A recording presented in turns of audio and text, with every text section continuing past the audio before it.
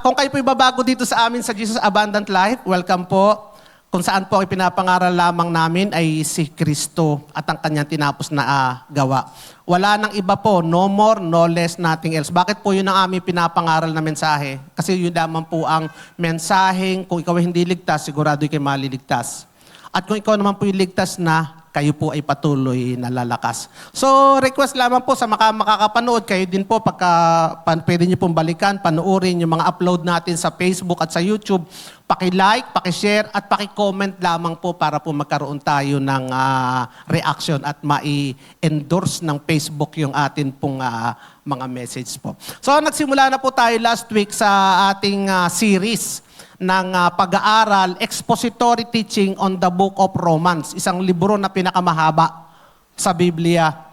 Pag po sinabing expository teaching, dito po ay iniisa natin, hinihimay natin isa-isa ang bawat talata. Wala po tayong ibang agenda, kundi ano mismo yung sinasabi sa talata. Kaya po wala tayong pasaring o topic o patungkol o pinatatamaan na tao. Kung kayo po'y tatamaan, mabuti po yan. Kasi po ibig sabihin tayo po ay kinakausap ng Panginoon.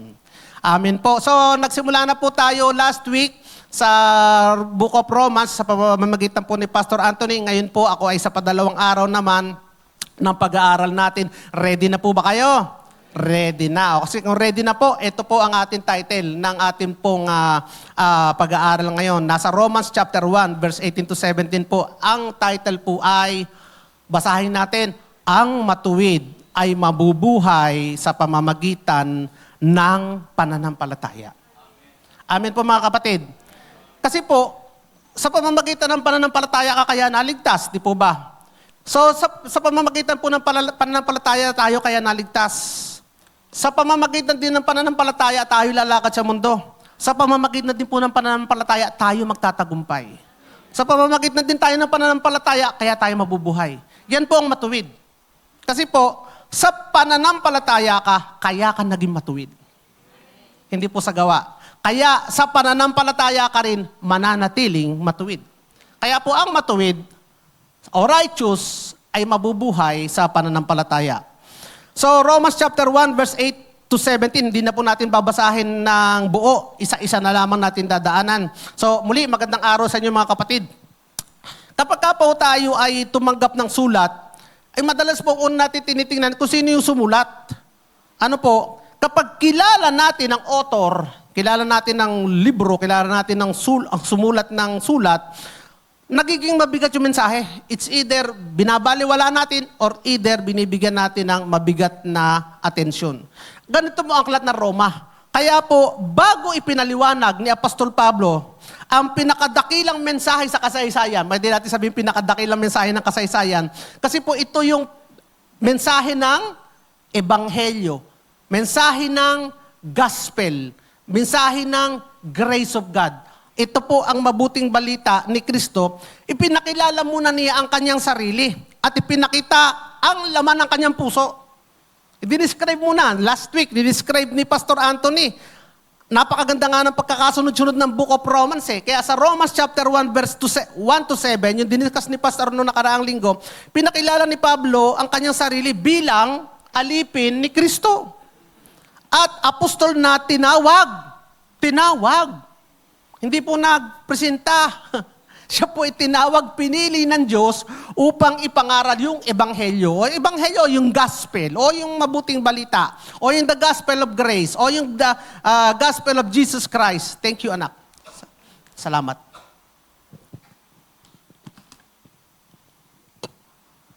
Yun. So pagdating po ngayon sa talatang 8 to 15, yun po yung aking didiscusin, hindi mo niya ipinaliwanag ang nilalaman ng gospel. Sa halip, pinakita muna niya ang puso ng isang taong binago ng mensaheng ito. So, pagkatapos lamang nito, sa talata 16 to 17, sinabi niya, doon niya sinabi po, ang pinakabuod ng aklat. Basahin ko nga, hindi ako, sa 16 to 17 na po to, hindi ako nahihiya sa Ebanghelyo sapagkat, ano daw, ito. Yun yung generalization niya doon sa gospel. Yung generalization niya doon sa Ebanghelyo, sa gospel, ito ano yung gospel? Yun yung mensahe. Ito yung kapangyarihan ng Diyos sa ikaliligtas ng bawat sumasampalataya. Nagawa siya ng general description nung pinapangaral. This is the power of God to those who believe. Kaya napakaganda po ng pagkakasunod-sunod. So bago natin makita ang kapangyarihan sa mensahe, makikita muna natin ang puso ng mensahero. Kaya dinidivide ko po sa dalawa ito. Puso ng mensahero at puso ng mensahe. So bago natin makita, so mga kapatid, marami pong tao na magaling magsalita. Maraming taong magaling mangaral. Maraming may alam. Alam na alam ang Biblia. Pero ang tanong, anong klaseng mensahe ang dinadala natin habang ipinapahayag natin ang ebanghelyo? Napakahalaga po, hindi basta alam mo ang Biblia, kundi anong mensahe. Kaya nga po, wala tayong ibang message dito, kundi yung gospel. Ano yun? Si Jesus at ang kanyang tinapos na gawa. Amen mga kapatid. Kaya tignan po natin ang part 1, ang puso ng mensahero, chapter 1, verse 8 to 15. So hindi pa po natin pinag-aaralan kung anong laman ng ebanghelyo, pinag-aaralan muna natin ang taong ginamit ng Diyos. So ang puso ng mensahero ay, number 1, nakatuon. Ano ang puso ng mensahero? Kung kayo mensahero, saan nakatuon ang message mo? Nakatuon sa pananampalataya. Basahin po natin, nakatuon sa pananampalataya sa Romans 8 verse 10. Bakit sa pananampalataya? Ulitin ko mga kapatid.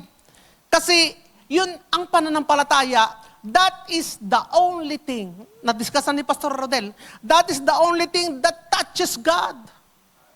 Yun yung nagko-connect sa atin sa Diyos. Yun yung humihipo sa puso ng Diyos. It is the only thing that pleases God. Not even your works, not even your contribution, not even your sacrifice.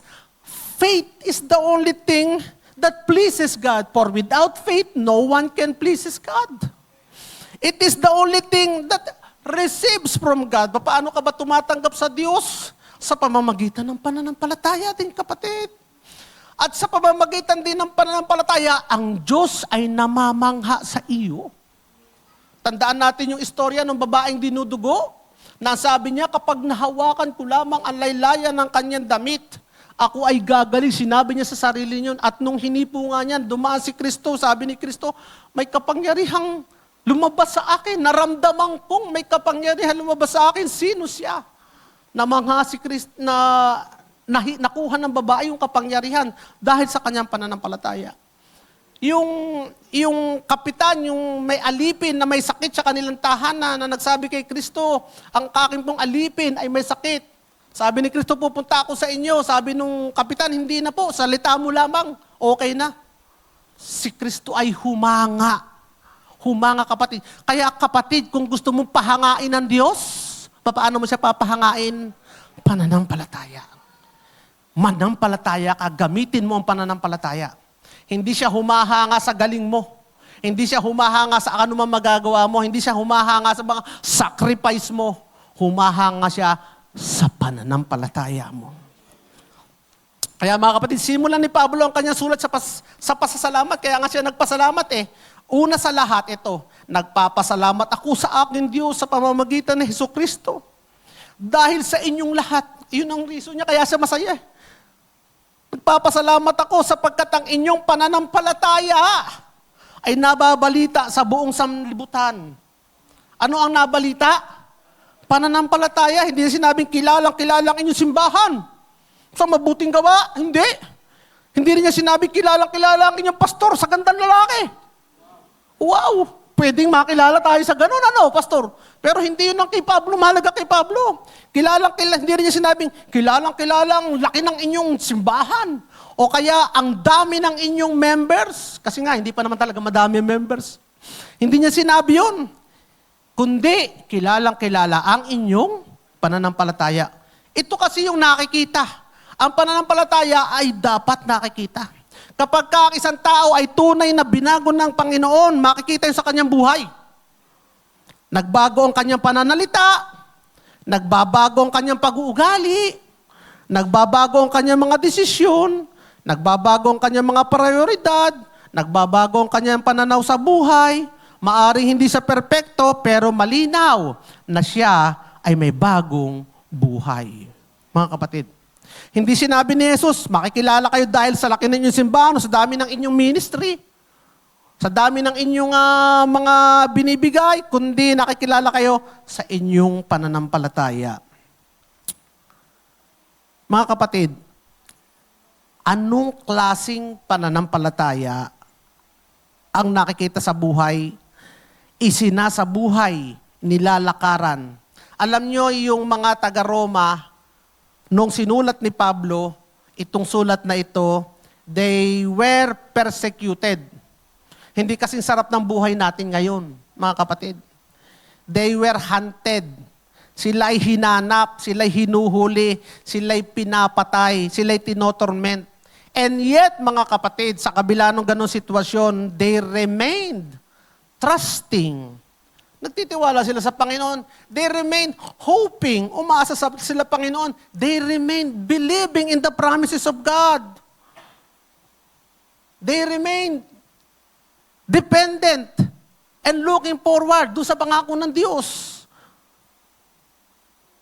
Sa pangako because of Christ's death and resurrection, because of the finished work, mga kapatid. Alam niyo, nung pansinulat ni Pablo to sa Roma, hindi pa uso yung Coliseum, wala pang Coliseum. Nung panahon ni Nero, tsaka nagkaroon ng Coliseum. Kaya yung mga Kristiyano hindi pa masyadong pinapakain sa leon. Pero sa Roma, mga kapatid, yun yung imperyo ng Roma, naandoon ang enforcement ng pagsamba sa emperor. Pinipilit ang mga tao na sumamba sa emperor. Kapag hindi ka sasamba sa emperor, ikay mapaparusahan. Ano pa ang marami sa Roma? Maraming paganong relihiyon. Malakas ang impluwensya ng idolatry. Kaya nga ang tingin ng iba sa mga Kristiyano, mga kapatid, ay kakaiba.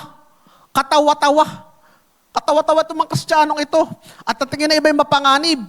Kaya malupit ang pag-uusig. Inuusig sila talaga, mga kapatid. Kaya nga yung sa harap ng mga hentil, sila ay kaaway, sila ay inuusig. Pero sa harap ng mga Hudyo, sila ay dapat namatay. Kaya nga si Pablo, pinahuhuli sila, pinapapatay bago pa naging disciple si Pablo. Pero sa kabila nito, mga kapatid, nakita natin na matatag ang kanilang pananampalataya at sila ay masaya. Sila ay may kagalakan. Kahit pa nung sila'y kakainin ng leon, sila'y masaya pa rin sa harap ng leon, tinuruan pa nilang mag-bless the food ang mga lion. Bless us, O Lord, in this day gift. Hindi sila nagrereklamo sa Diyos, mga kapatid. Yun ang kanilang pananampalataya. Hindi nila tinatalikuran si Jesus at pinakikita nilang sila ay tagasunod ni Jesus. Mga kapatid.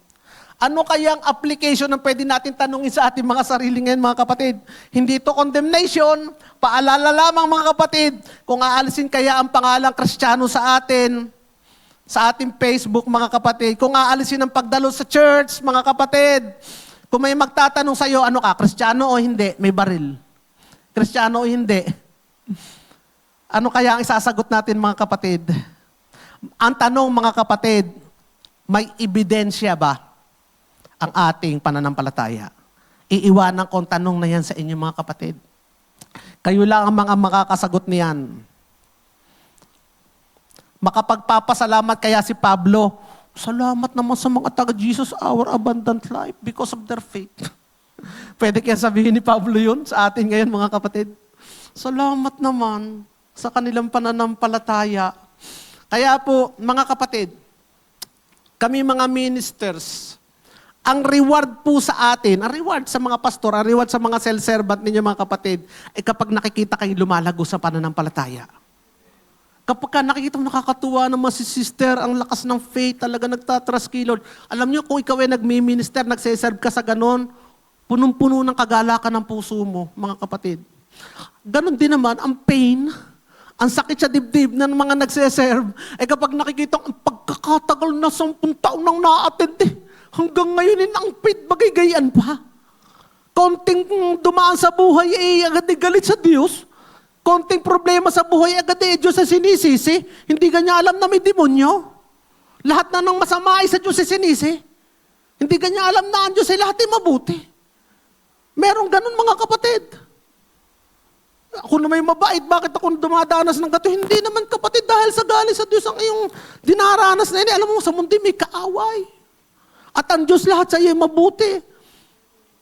Kapag ka ang isang mong inaalagaan ay nakikita mo lumalago sa pananampalataya, tayo ay nagagalak, tayo nagpapasalamat sa Panginoon. Ganon din naman kapag kayo nagmi-minister, dapat ang target mo lagi, Lord, maganda kung siya gagaling sa pag-awit. Maganda kung gagaling siya sa pagtugtog. Pero mas maganda kung titibay ang pananampalataya niya.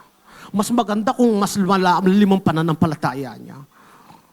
Magaling ka sa lahat, sa gawain. Pero mas maganda kung mas malalim, mas matibay at matatag ang iyong pananampalataya.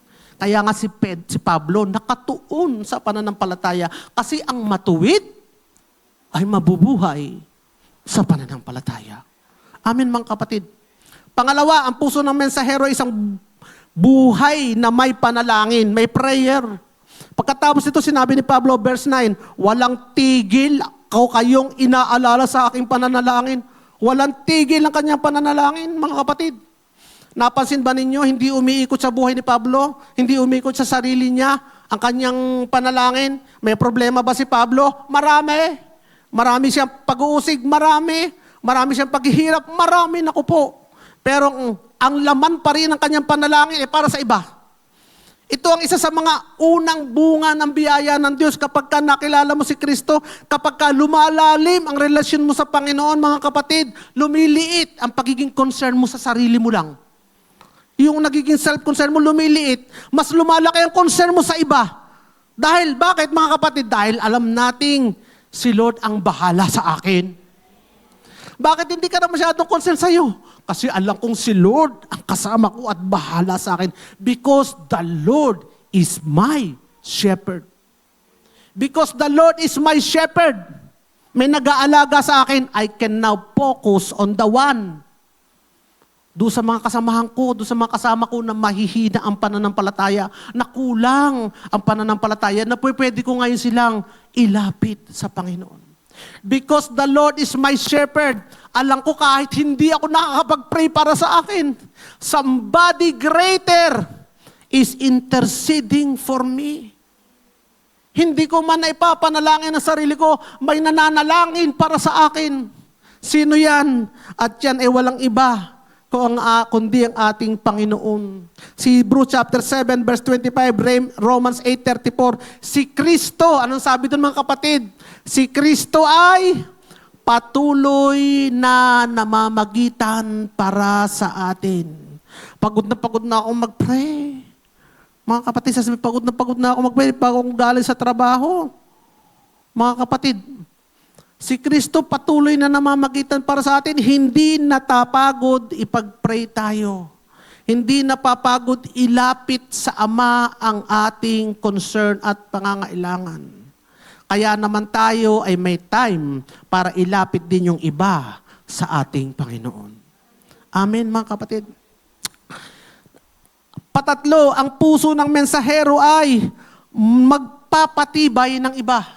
Itong lagi niyang desire para mapalakas ko, para mapatibay ko, para ma-minister ko. Kaya gustong-gusto kong dalawin, gustong-gusto kong tingnan, may sakit ba siya? Puntahan natin, minister natin. May dinadaanan ba? Puntahan natin, minister natin, palakasin natin, patibayin natin. Dalawin natin yung bago nating church na bagong bukas sa ganito. Medyo kulang pa sa mga maglilingkod. Dalawin natin para mapalakas sa mga kapatiran. May mga kapatid tayong ganito, dalawin natin mga kapatid. Sabi nga ni Pablo, nais kong makita kayo upang maibahagi ko sa inyo ang kaloob na espiritual upang kayo mapatatag. Ano yung mga kaloob na espiritual na yun? Ay pag-pray sa gift of healing, gift of prophecy, gift of wisdom, yung health, lahat ng gift na binigay sa kanya ng Panginoon, gustong i-share ni Pablo para mapatatag ang mga kapatiran.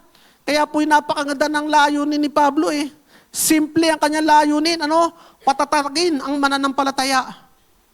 Patatagin ang mananampalataya. Ganito ang tunay na ministeryo.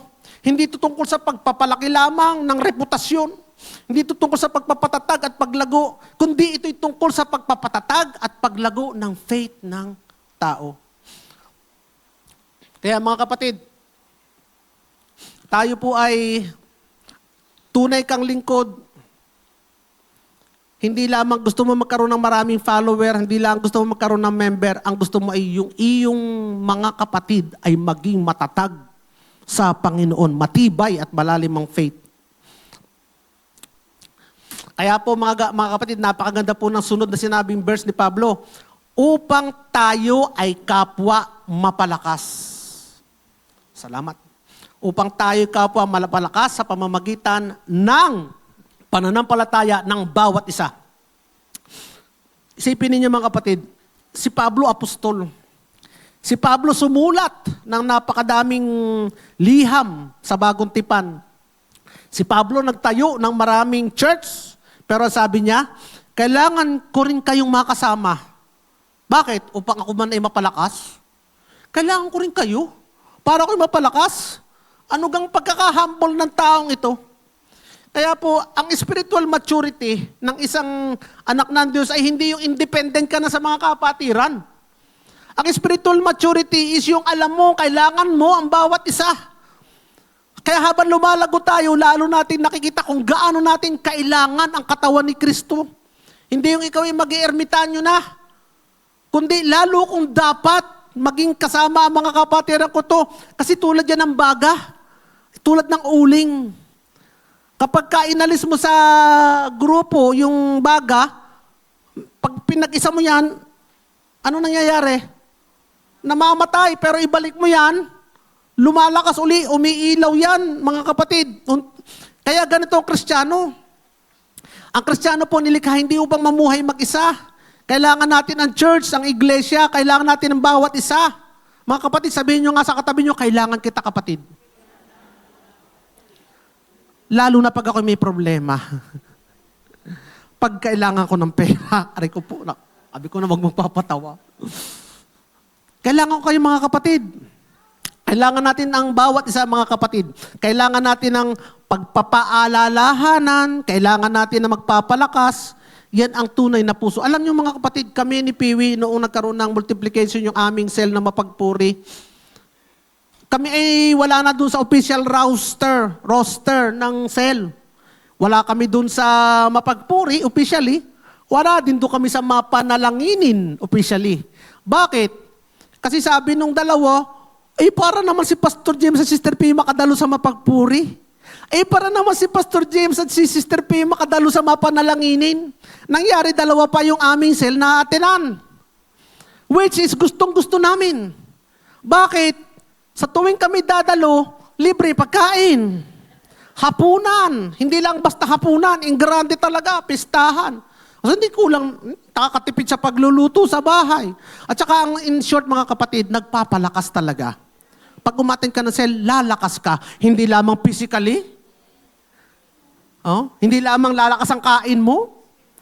Kundi spiritually. Kasi doon sa mga kapatid mong yon, doon ka rin mabebless. Kahit mas marami kang alam na Bible verses, mabebless ka sa pananampalataya, sa sharing, sa ginawa ng Diyos, sa buhay ng mga kapatid mong ito. Kaya yung iba mong may share, doon din ang galing sa sharing ng kapatid mo kung paano kumilos, naghimala ang Diyos sa buhay ng mga kapatid mong ito. Kaya mga kapatid, kailangan natin ng bawat isa. Kailangan natin ng bawat sa mga kapatid. Pang-apat, ang puso ng mensahero ay nag-aalab. Yun, para sa Ebanghelyo, Romans chapter 1, 14 to 15. Ang bilis natin, Pastor. Nasa 14, 15 na tayo. Dalawa na lang natitira, 16, 17. Ako ay may pananagutan sa mga Griego at sa mga barbaro, sa marurunong at sa mga mangmang, kaya nga sa ganang akin, handa akong ipangaral ebanghelyo sa inyong nasa Roma rin. Yan. Napansin niyo mga kapatid, ang salitang ginamit ni Pablo, naglalarawan ng kanyang pag-aalab, pananagutan. Ako'y may pananagutan.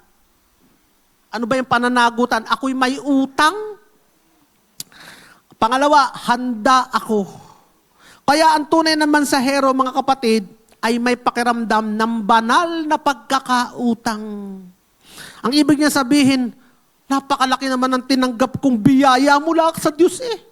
Napakalaki ng tinanggap kong pagpapala mula kay Kristo. Kaya hindi maaring sarilinin ko lang itong napakagandang mensaheng ito. Parang isang taong nabigyan ng doktor ng gamot na makakagaling doon sa specific na sakit na yun. Hindi niya maaaring sarilinin kapag nalaman niyang meron ding isang kapatiran na yun din ang sakit at alam niyang yun lamang ang gamot na maaaring makagaling sa kanya. Hindi niya inipagdadamot. Yun ang naramdaman ni Pablo. Kaya may utang ako Na-share sa inyong ebanghelyo na hindi itago ang ebanghelyo May utang ako para ako'y manahimik Hindi ako maaaring manahimik. Hindi niya kayang isipin na siya lamang ang makakaranas ng kaligtasan Habang ang iba ay napapahamak. Hindi niya maisip. Enjoy na enjoy siya. Joy na joy siya. Sure na, guaranteed ang kanyang magandang buhay. Eternal life, hindi lang eternal life. Relasyon sa Panginoon, pero nakikita niya, mayroong taong alipin pa rin ni Satanas. Alipin ng kasalanan, alipin ng paghihirap, alipin ng sakit at karamdaman, at mamamatay pa rin sa impyerno. Samantalang napakaganda ng libreng gamot na ito. Sasabihin mo lamang. Kaya nga sabi niya, may utang ako Dapat masabi ko ito Dapat may pangaral ko ito mga kapatid Yun ang sabi ni Pablo. Kaya tandaan po natin, reminder lang mga kapatid. Pag po kayo ay nakakita ng unbeliever at naramdaman ninyo na gusto nyong ibahagi ito sa kanya dahil sa pagmamahal sa kanya. Bakit mo ito babahagi mga kapatid? Para makarami ka ng points? Hindi. Dahil sabi ni Pastor, mag-share kayo? Hindi. Dahil nag-aaral tayo ng evangelism? Hindi. Para dumami ang member ng church? Hindi. Para dumami ang dadalo? Hindi. Kundi na concern ka nakita mo, bihag ni Satanas Alam mong ito ang pag-asa niya sa buhay Ano mangyayari mga kapatid? Excited kang i-share. Tapos kapag ka naramdaman niya, na kaya mo siya sinesharean dahil mahal mo siya. Kapatid, kapag ka naramdaman niya na kaya ka nag-share sa kanya, is because you are concerned. It's because you love her or him. Hindi upang idebate siya. Hindi upang para palitan ng kanyang relihiyon. Ano reaksyon yan, kapatid? Magbubukas yan. Bubukas ang isip niyan. Bubukas ang puso niyan. Pero kapag ang concern mo mga kapatid para patalikurin lang saya sa kanyang relihiyon, which is of course naman kasama yun dahil upang siya maligtas, kailangan niyang magtumalikod doon sa dati niyang mali. Kailangan makuha niya yung tama. Pero pag ang alam niya, nando ka lang para makipagdebate, anong gagawin reaksyon niyan? Maghaharang yan. Magre-reject yan. I-refuse ka niyan. Papagalingin niya ng sarili niyan. Papantayan ka niyan. Lalabanan ka niyan. Pero kapag ka nalaman niya na kaya ka naroon kapatid, ino-offer mo yung solusyon. Ino-offer mo yung bigay ng Diyos. Ino-offer mo yung natanggap mo para sa Kanya. Kapatid, bababayan, magpapasalamat yan, tatanggapin din yan. Kaya yun ang dapat nararamdaman ng isang mensahero, yung banal na pagkakautang. Banal na pagkakautang mga kapatid. Kaya nga sinasabi ko sa inyo mga kapatid, huwag kayong manghinaya, huwag kayong matakot na ipangako sa kanilang ipinangako sa inyo ng Diyos. Ang iba hindi ko naman ipapangako yung pangako ng Diyos sa kanila. Baka kasi hindi mangyari sa kanila. Baka kasi hindi nila ma-experience. Mga kapatid, kung ipinangako sa iyo ng Diyos yan, ipangako mo rin sa kanila sapagkat ang Diyos na nangako ang siyang tutupad nito para sa kanila. Amen? Kapatid, manampalataya ka sa pamamagitan ng kanyang mga sugat, ikaw tayo ay gumaling. Hindi lamang sugat na pisikal, kundi sugat na espiritual, kapatid. Yan ang mga pangako. Ba't ka mahiya? Baka hindi gumaling. Ay mag-trust kay Lord, baka hindi gumaling. Wala kang problema dun. Pangako ni Lord yun sa kanya. Hindi mo yung pangako. Pangako ni Lord yun para sa kanya. Gusto mo ba makaahon sa kahirapan? Siya na isang mayaman na naging mahirap para sa iyo upang ikaw na mahirap ay yumaman. Ba't mo pagdadamot yun? Baka sabihin naman nila, tayo prosperity gospel. Baka sabihin nila naman nila, pinapangalan tungkol sa yaman. Ay hindi, pangako ng Diyos yun Pangako ng Panginoon yun Mga kapatid, pangako ng buhay na walang hanggan. Kaya po ang tunay na mensahero ay hindi namimili, walang pinipiling tao sa mga Griego, sa mga barbaro, sa mga marurunong, sa mga mangmang, sa madaling salita sa lahat.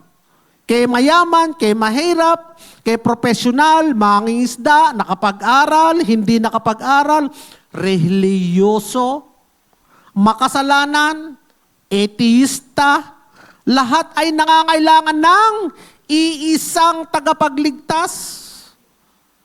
Yan ang ebanghelyo. Hindi ito lamang parang may sa mga pinag-aralan. Hindi ito para lang sa mabait naman. Yan na lang ating evangelize dahil mabait. Hayaan mo na yun, walang hiya yan. Hindi, mga kapatid. Bakit, mga kapatid? Kasi sa harap ng krus, pare-parehas tayong makasalanan. Sa harap ng krus, pare-parehas tayong kailangan ng kaligtasan. At dahil kailangan ng kaligtasan, bibigay natin ang ebanghelyo ng kaligtasan.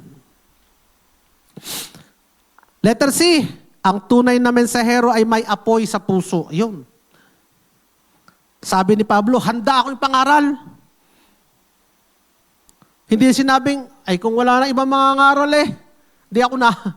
Ay wala na Hindi naman sinabi, ako pagod na. Pwede sabihin ni Pablo yun, ang dami kayang dinaanan ko. Ako'y binato. Ako ay itinakas sa pader, binaba. Ako'y isinakay sa bangka at lumubog at nawasak. Ako'y nakagat ng ahas. Ako'y hinagupit, ako'y hinabol. Ay, ako'y pagod na, kayo naman. Pwede niya sabihin yun. Pero hindi sabi ni Pablo handa pa rin ako Handa pa rin ako, hindi ako napagod. Ipangaral ang ebanghelyo. Bakit kaya hindi sumuko si Pablo? Samantalang pwede niya sabihin. Bakit kaya hindi siya napagod? Sapagkat alam niya na yung ebanghelyong kanyang dala ay kapangyarihan na magpapabago sa buhay. Yun ang alam niya. Hindi siya nagtiwala sa kanyang salita. Hindi siya nagtiwala sa kanyang edukasyon. Meron sa atin sabi, ako hindi magaling mag-speech. Ako hindi magaling magsalita, mga ganon. Ako nakakahiya naman, ako'y mahirap lang. Hindi siya nagtiwala sa kanyang personalidad, sa kanyang edukasyon. Ano kanyang tiwala? Doon sa gospel. Bakit yun natiwala? Kasi yun ang may power magpabago. Kasi pag ang kumpiyansa natin ay sa sarili natin, mapapagod tayo. Pero pag ang confidence natin ay nasa kapangyarihan ng Diyos, hindi tayo mapapagod. Ano ibig ko sabihin doon? Sasabihin ko lang naman Kaya nga pinapangaral natin, mga kapatid. Si Kristo ang tinapos na gawa. Kasi ito yung makapangyarihan. Paano pag nangaral na tayo ng hindi yan? Yun ang matindi. Kailangan mo maging mahusay. Kailangan mo may impression. Kailangan mo may dating. Kailangan mo mahusay sa pagkasalita. Kasi doon ka na ngayon aasa sa kapangyarihan ng alam mo, ng abilidad mo para mabago ang tao. Pero pag doon ka nakadepende sa kapangyarihan ng salita ng Diyos, it doesn't matter kung paano mo sabihin. It doesn't matter kung paano ka magsalita. Hindi ka mapapagod sapagkat alam mo, ang kapangyarihan ay nasa ebanghelyo, nasa salita ng Diyos. Kaya mga kapatid, ang magpapabago ay ang gospel message.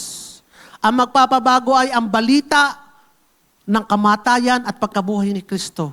Ang magpapabago ay si Kristo at yung kanyang tinapos na gawa. So, maaari tayong magkaroon ng magandang building, maaari tayong magkaroon ng magandang awitan. Yung iba, kaya kami doon umatin, ganda ng kantahan. Kaya kami doon umatin, ang gaganda ng mga members. Kaya kami doon umatin, puro artista. Kaya kami doon umatin, ang lamig ng lugar. Ang ganda ng technology doon, naka 4K yung kanilang camera. Ang ganda, ang daming TV, ang daming projector. Mahusay doon ang program, ang ganda ng sequence. Ang ganda ng sequence, hindi mahaba mag-preach doon ng pastor, 30 minutes lang, tapos na, okay na. Doon sa Jesus Abundant Life, pag si Pastor James, at oras kalahati, introduction pa lang. So mga kapatid, tapos pangit pa ng boses lata. Mga kapatid, anumang uri ang pangaral, kung walang kapangyarihan ang ipapangaral mo, dahil hindi yun gospel, ay, ang ganda ng 7 steps to being a good leaders. 7 ways of success for life. Ako po naman. Mga kapatid, kung hindi good news o gospel na pinangaral ni Pablo, wala maibibigay ng tunay na pagbabago. Maari mabago kang konti, nabagong style mo sa business, nabagong style mo sa relationship, nabagong style mo sa iyong mga anak. Pero kung hindi gospel, hindi mababago kasi ang problema mo ay hindi ugali. Ang problema mo ay hindi yung style mo. Ang problema mo ay dahil ikaw ay patay. Dahil ang puso mo'y malayo sa Diyos. Dahil ikaw ay mapapahamak. Kaya anong kailangan para ang isang patay ay mabuhay? Kapatid, hindi steps. Kapatid, hindi practices. Kapatid, hindi technique, hindi style. Ano ang kailangan mo? The power of God. Palakpakan natin ang Panginoon. Kaya nga mga kapatid, handa akong ipangaral ang Ebanghelyo, sabi ni Pablo. Mga kapatid, yung verse 8 to 15, ipinakita doon ang puso ni Pablo. Puso ng mensahero. Ano yun? Reviewin natin. Ito'y nakatuon sa pananampalataya. Ito'y prayerful for others. Ang purpose niya is magpatibay ng iba. Nag-aalab para sa gospel. Ano yung pag-aalab na yun? May utang siya, yun ang pakiramdam niya. Hindi siya namimili at handang mangaral. Mga kapatid, ngayon, ayan, papasok na tayo sa verse 16 at 17. Ito yung dalawang talata na itinuturing ng maraming scholar bilang pinakabuod ng buong aklat ng Roma. Kung ang Romans ay isang malaking puno, yung verse 16 and 17 yun yung ugat. At yung lahat ng other verses is just an explanation, expounding, pagpapalawak, pagbibigay ng kahulugan doon sa verses na ito, mga kapatid. Kaya nga mga kapatid, pasok na tayo sa puso ng mensahe. This is the heart of the message. Romans chapter 1, verse 16 to 17. Unang-una muna, marami nagtatanong, ano ba talaga yung Ebanghelyo? Isang relihiyon ba yan? Relihiyon ba yan? Isang filosofiya ba yan? Isang paraan ng pamumuhay? Isang listahan ng mga utos? Ano sagot ni Pablo? Pakinggan natin ang sagot ni Pablo. Sapagkat hindi ko ikinahihiya ang Ebanghelyo. Bakit hindi niya ikinahihiya? Sapagkat alam niya kung ano ang kayang gawin ng gospel. At iyan ang ating pag-aaralan sa sunod na bahagi. Ang puso ng mensahe, Romans 16 to 17. Again, itong pinakabuod. Kaya siya handang mamatay. Ang Ebanghelyo ay kapangyarihan ng Diyos sa kaligtasan. Verse 16a. Kapangyarihan. Sapagkat hindi ko ikinahihiya ang Ebanghelyo sapagkat ito ang kapangyarihan ng Diyos sa ikaliligtas. Itong unang dakilang katotohanan. This is the truth. Ang gospel, ang Ebanghelyo ay power. Sabihin nyo nga power. Hindi lamang ito good news. Hindi lamang ito basta news. Hindi lamang ito inspiration. Hindi lang ito moral lesson or guide for good living or living correctly. Hindi lamang ito para guide para maging mabuting tao. Ito po'y power, kapangyarihan ng Diyos para maligtas ang tao. Dahil ang problema ay hindi lamang ugali, ang problema ay ang isang pusong hiwalay sa Diyos. Hindi lamang pagbabago, kundi kaligtasan, mga kapatid. Sa ikaliligtas ng bawat sumasampalataya. Tika nga muna, ano gang ibig sabihin ng kaligtasan? Akala kasi nung iba, ang kaligtasan, pupunta lang ng langit. Totoo yan, kaligtasan pupunta ka ng langit. Pero isa lang yun. Kasi ang kaligtasan, napag-usapan na natin ito, ay hindi lamang pagpunta sa langit, kundi bagong buhay, paglaya. Inligtas tayo ng Diyos mula saan? Sa kapangyarihan ng Satanas, mula sa kapangyarihan ng kasalanan, mula sa punishment, mula sa sumpa. Saan tayo inilipat? Inilipat tayo sa kaharian ng Diyos. Binigyan tayo ng bagong buhay. Tinuring tayong anak. Binigyan tayo ng pangako. Inilapit tayo ng Diyos. Iniupo tayo ng Diyos. Binigyan tayo ng katagumpayan ng Diyos. Ngayon, nasa bago ka ng kaharian. Dati, nasa kaharian ka ni Satanas. Ngayon, nasa kaharian ka na ng kanyang anak. Nasa kaharian ka na ng Diyos. Naging dating kaaway mo ang Diyos. Ano ngayon? The Lord is my friend. I am a friend of God. Kabati mo ngayon ng Diyos. Dati, kagalit mo ang Diyos. Ngayon, ang Diyos ay kasundo mo. Dati, hindi napapakinig ang prayer mo. Ngayon, bago ka pala mag-pray, alam na ng Diyos. Mga kapatid. Kasi nga, hindi ito basta pupunta ka na ng langit. This is a new life. Ang ebanghelyo ay pagsasaayos, hindi lang pagsasaayos, kundi ito ay bagong buhay. A new life, mga kapatid. Ang ebanghelyo ay tinatanggap sa mamamagitan ng pananampalataya. Verse 16.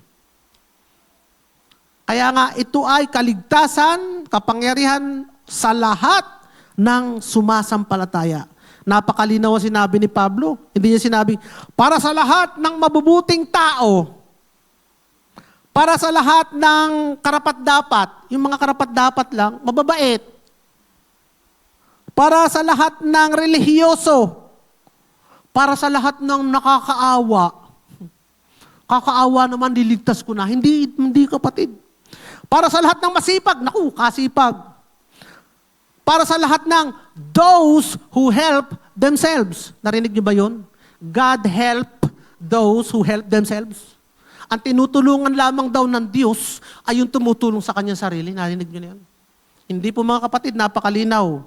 Para sa lahat ng, mga kapatid? Sumasampalataya. May iba pa bang kondisyon? Wala na. Kasi kung may ibang kondisyon ito, ay sasabihin ni Pablo, tama? Hindi sinabi. Sabi sa mga sumasampalataya Sumasampalataya lang . Saan naman sumasampalataya, mga kapatid? Sa Ebanghelyo. Ang Ebanghelyo ay ang mabuting balita na si Jesus, basahin niyo mga kapatid, ay nagpasimula. Siya ang gumawa at siya ang tapos ng lahat ng kailangan natin upang iligtas ang makasalanan. May gagawin ka pa? Wala na. Si Kristo ay tunay na Diyos na umako at nagbayad ng ating utang, mga kapatid. Ito ay sa pananampalataya. Kanino? Kay Kristo. Ano ngayon ang pananampalataya? Ayan. Ano ngayon ang pananampalataya? Kaya nga ang pananampalataya, hindi lamang basta naniniwala kang may Diyos. Kasi halos ng tao naniniwalang may Diyos. Marami pang tao na mas maraming pinaniniwala ang Diyos. 1,000 ang kanyang Diyos. Bukod pa sa Diyos-Diyosan. Pero hindi po yun. Kahit nga ang demonyo, naniniwalang may Diyos . Kaya ang tunay na mananampalataya ay buong, sabihin nyo nga, buong pagtitiwala sa Ebanghelyo. Ano ba yung Ebanghelyo? Basahin natin sa napakasimple. John chapter 3, verse 16 to 17. For God so loved, alam natin lahat yan. For God so loved the world that He gave His only begotten Son, that whosoever believes in Him should not perish but have everlasting life. For God did not send His Son into the world to condemn the world, but the world through Him might be saved. Alam mo, ang gandang balita yan. Bakit? Ang lahat na nandiyan, maganda . For God so loved. Maganda ba yun? Mahal ka ng Diyos? Maganda. Maganda ba yung He gave? Hindi, we beg. Hindi tayo nagmakaawa. He gave. Hindi, He sold. He leased. He rented. Hindi, He gave. Pag may gave ba, may bawian? Wala. His only begotten Son, that whosoever. Maganda ba yon? Whosoever? Oo, kahit sino, ibig sabihin nun. Believes. Maganda ba yung believes? Buti na lamang hindi who worth. who work hard, but you believe. Magandang balita yun. In Him should not perish. Maganda ba yung should not perish? Abay, of course naman. Maganda ba yung will have everlasting life? Of course naman. Hindi yung will have a short life. Will have a rich life here on earth. But will have an everlasting life. Maganda ba yung He did not send to condemn? Hindi pinadala ng Diyos ang anak niya para ikaw ay usigin sa kasalanan mo. Hindi upang ilista ang kasalanan mo. Hindi upang i-take note ang kasalanan mo tapos ikaw ay cha-charge. Bagkos siya napunta dito upang kunin, burahin ang listahan ng utang ng kasalanan mo. Maganda ba yun? Maganda. But that the world, maganda ba yun? World, na para buong mundo might be saved. Finally, might be saved. Alam natin yung save. Balik pa nga natin. Napakagandang balita. Might be saved. Alam natin kung ano yung save. So. Yun na yung kanina discuss natin. Complete new life. Hindi lamang basta ligtas sa impyerno, kundi bagong buhay. Ngayon pa lang. Ramdam mo na. Nasa iyo na ang bagong buhay na yan. Amen. Kaya yan yung gospel. Tapos Ephesians chapter 2, verse 8 and 9. We are saved by grace. Sa pamamagitan ng pananampalataya, not by works. Napakalinaw sinabi niya, ang kaligtasan natin ay biyaya. Ang kaligtasan natin ay bigay. Pero, paano mo tinanggap? Pananampalataya. Dahil ba ikaw ay may ginawa? Wala, kapatid. Dahil sa pananampalataya mo. Hindi, linaw dyan not by works. Ano yung pananampalataya na yun? Pananampalataya kay Kristo na siya lamang sapat na. Sapat na. Sapat na kanyang ginawa para sa akin. Kaya ngayon, dahil sapat na, aasa na lang ako sa kanya. Kaya ngayon, dahil tapos na, ilalaga ko na lang ang buong buhay ko sa ginawa niya. Wala na akong effort. Wala na akong hardship. Ipagtitiwala ko na lang. Alam mo mga kapatid, merong mabait pero hindi ligtas. Tama. Bakit? Hindi sumampalataya Mabait siya. Madami example sa Bible niyan, mga kapatid. Yung rich young ruler, mabait yun. Sinusunod niya mga utusan lahat. Nag-aayuno lahat. Pero hindi siya ligtas. Bakit? Hindi siya sumampalataya Maraming ang paniwala siya ligtas. Dahil mabait siya, pero hindi siya ligtas. Merong nagsisikap, nagpipilit gumawa ng maraming mabuti para sa Diyos. Sabi niya, ginagawa ko to para sa Diyos, pero hindi ligtas. Bakit? Kasi ang kanyang tiwala ay hindi doon sa gospel, kundi ang tiwala niya ay sa kanyang ginawa. Maraming example niyan, mga kapatid. Lord, nagpagaling kami. Pagaling kami para sa iyo. Nagpalayas kami ng demonyo para sa iyo. Ano sabi ni Lord? Layo kayo sa akin. Bakit? Hindi ko kayo kilala. Sakit nun. Ba't hindi sila nakilala? Paano ka ba para makilala ni Jesus? Paano ka ba tinuturing ng Diyos na Kanya? Paano ka ba tinuturing ng Diyos bilang Kanyang anak? Paano ba nakikipag-isa sa iyo si Kristo? Paano ka nakikipag-isa sa Diyos? Sa pamamagitan ng pananampalataya. Ibig sabihin, from the very beginning, they are just doing things. Akala nila para sa Diyos. Pero hindi talaga tunay na sumampalataya sa gospel. Ano yung gospel? Sabi, tapos na. Ginawa na ni Jesus para lahat sa akin. Hindi nila pinaniwalaan yun. Anong sabi ng Hebrew? Kapatid, ang katotohanan na gospel, hindi nila na-enjoy. Hindi nila napakinabang, bagamat napakinig nila ang mabuting balita. Pero hindi tumalab sa kanila. Bakit?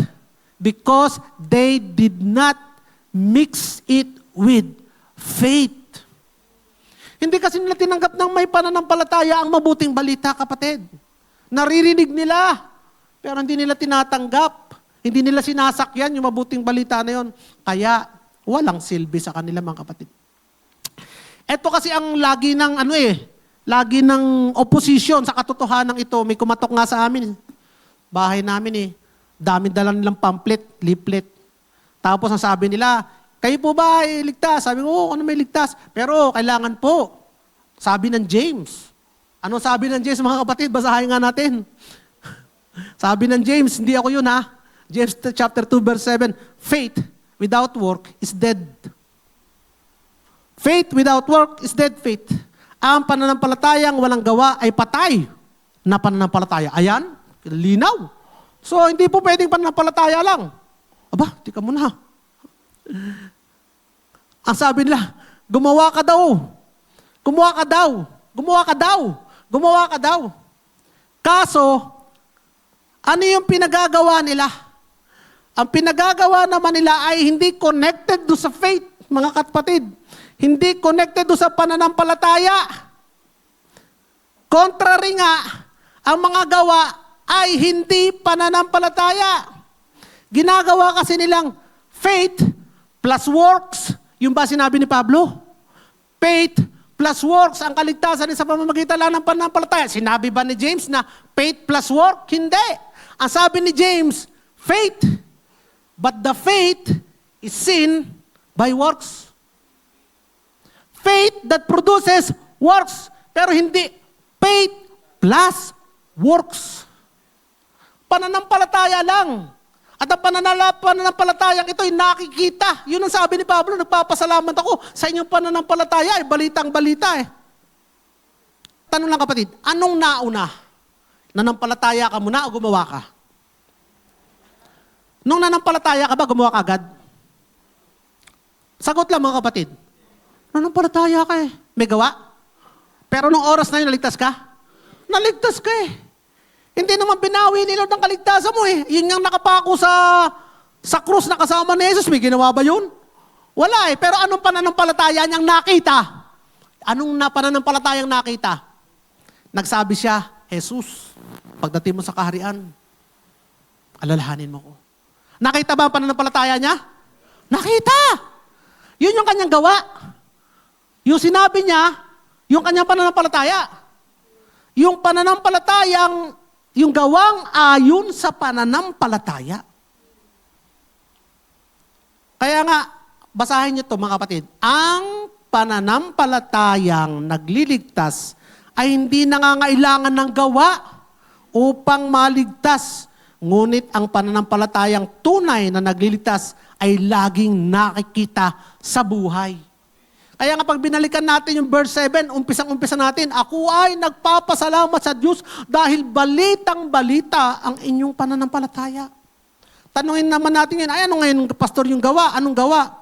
Yun yung gawa na doon sa faith, doon sa sabi ni James na faith without works, ang ibig sabihin nito, ang faith mo kay Jesus, yung saving faith mo, yung pananampalataya mo ligtas sa iyo, yung faith na nagsasabing, sapat na, Jesus, ang ginawa mo sa krus para sa kaligtasan ko, must be visible in words and in action. Na ano? Na talagang sapat na nga. Na talagang ang ligtas na talagang ang sapat na yung ginawa ni Jesus para sa iyo. Dapat makita yun. Hindi lang naniniwala ka na namatay siya for you, kundi nagpahinga ka sa resulta ng katotohanan ito at ito'y nakikita sa buhay mo.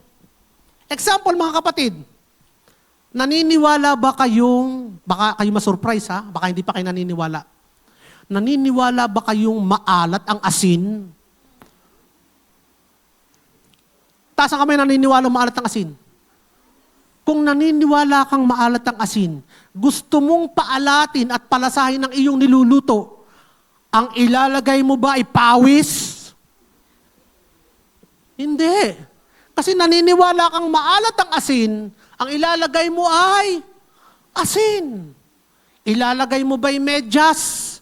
Hindi. Maasim ang medyas. Kung gusto mo magpaasim, pwede yung medyas. Pero kung magpapaalat ka, anong pupuntahan mo? Asin. Hindi pawis. Hindi muta. Mga kapatid. Kasi ganun na nangyayari, mga kapatid. Naniniwala ka, ligtas ka. Ano mga kapatid? Therefore, Ligtas ka. At kung naniniwala ka, ligtas ka na, hindi ka na maghahanap ng paraan para maligtas at masiguradong ligtas ka. Bakit? Ang matuwid ay mabubuhay sa pananampalataya. Amen. Ano yung paraan na yun? Hahanap ka pa ng ibang sasambahin. Hahanap ka pa ng ibang Diyos-Diyosan. Tapos magdududa ka pa sa Diyos kung talagang ligtas ka. May takot ka pa na baka isang araw ikaw i-judge na nila, ipapakita nila yung lahat ng kasalanan mo. Ang sabi nga ni Jesus, abay, alistahan ng kasalanan, may pinunit ko na, ipinakaw ko na sa krus. Kasama, at hindi ko na inaalala ang iyong kasalanan. Babaguhin mo ngayon ang ritual mo. Iyan yung gawa. Babaguhin mo ang ritual mo. Iaayon mo to sa pananampalataya. Anong gagawin mo? Tatayuan mo ngayon ito. Hanggang sa masaya kang haharap sa kamatayan. Kasi alam mo yan yung gawa.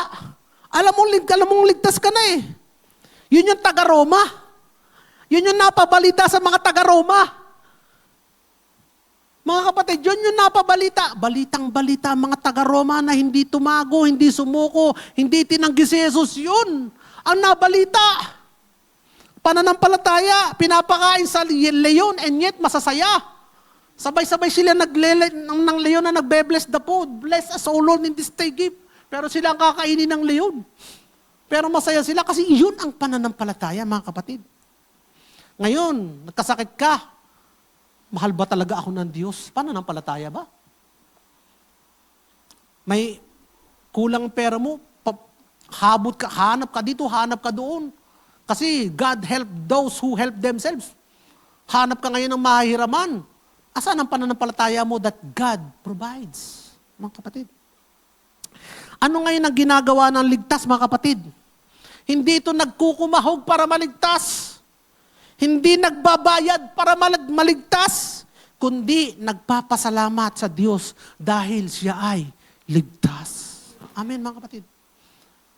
Ako ay may alagang kambing nung ako'y bata. Yun yung aking charge. Bata pa ako siguro, mga graders ako.